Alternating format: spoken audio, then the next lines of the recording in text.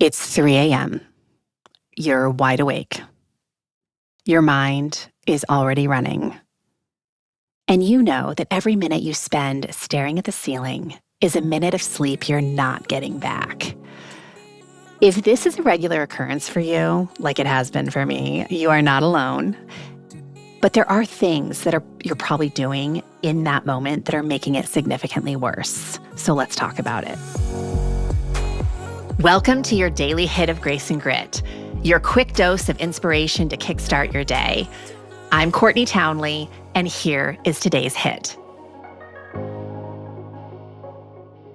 Middle of the night waking up is one of the most common complaints I hear from the women that I work with, because the large majority of the women I work with are in perimenopause and menopause.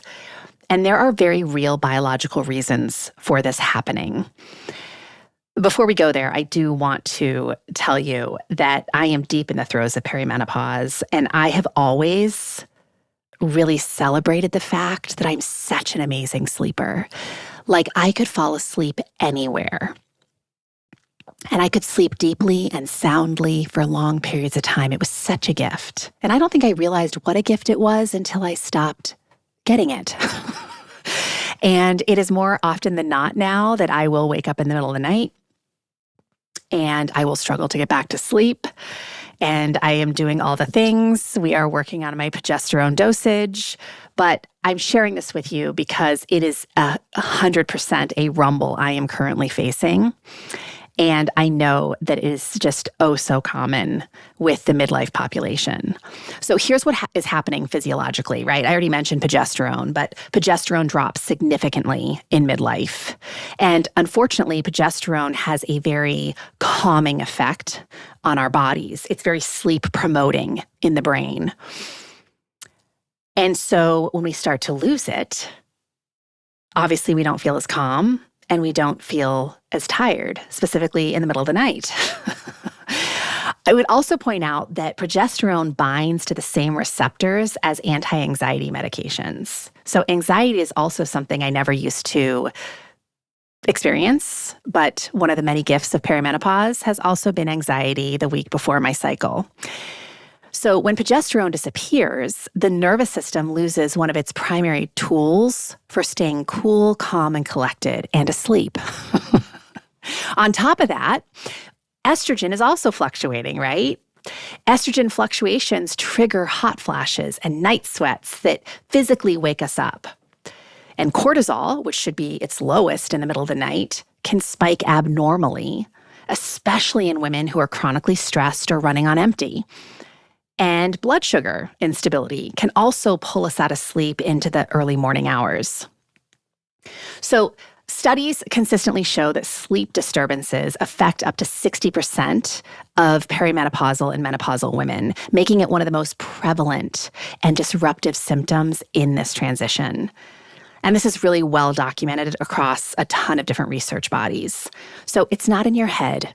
It is literally in your hormones. So let's get really practical about this. When you wake up at 3 a.m., there are a handful of things that most of us instinctively do that are working against us. So number one, don't look at your phone. I know. But the blue light suppresses melatonin, which helps us to sleep. The mental stimulation activates your brain, and suddenly you're reading emails or scrolling news at 3 a.m. and your nervous system thinks it's time to wake up. It is so not worth it. So don't pick up your phone. Don't start problem solving. In the middle of the night when the brain wakes up, right? The brain's threat detection system is most active and least rational. The problems that you solve at 3 a.m. are not real solutions. They're anxiety dressed up as productivity. So whatever it is, it can wait until the morning. You will be a better problem solver in the morning. Don't watch the clock. Every time you check the time and calculate how many hours of sleep you have left, we all know how that feels, right? We're just adding layers of stress that makes it harder to fall back asleep. So turn the clock away, take the time display off your phone, or just better yet, don't even have your phone in your room. Remove the information.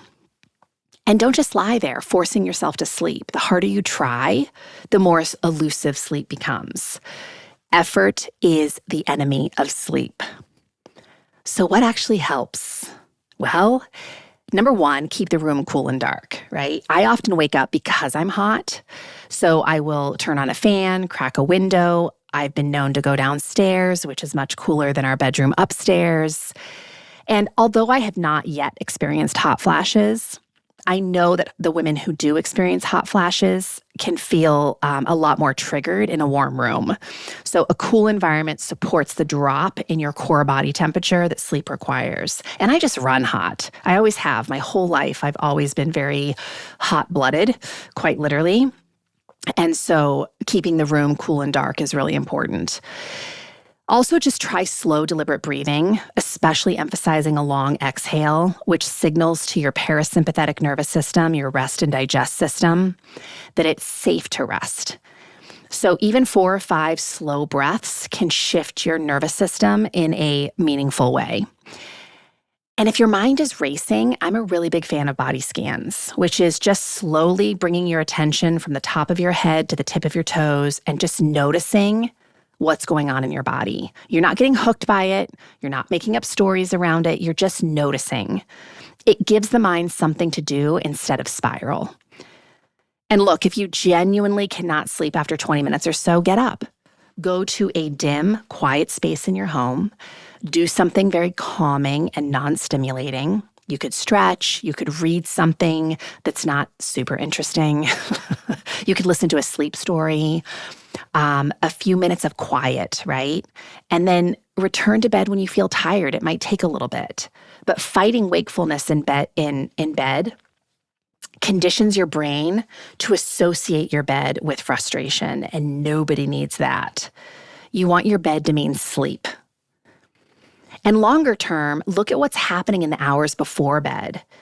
Alcohol, even a glass or 2 before bed, can significantly disrupt your sleep architecture in the second half of the night. Blood sugar spikes from late evening eating can trigger that early morning waking. And of course, we talk about it all the time, a dysregulated nervous system that never fully unwinds during the day can absolutely make itself known at 3 a.m. So all this to say, middle of the night waking up in midlife is very common. It's very real, but it's also not a life sentence. It just requires you working with your biology rather than against it, less forcing, less clock watching, less phone reaching, and more breathing, more cooling, more honesty about what your nervous system actually needs during the day.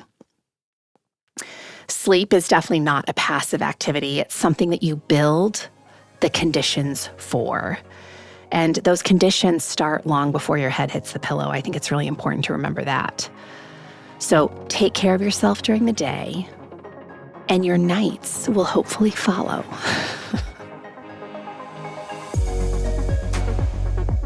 If this stirred something inside of you, imagine what a whole book of clarity and courage could ignite. The Consistency Code, a midlife woman's guide to deep health and happiness, goes even deeper into the mindset and practices that create real, meaningful change at midlife.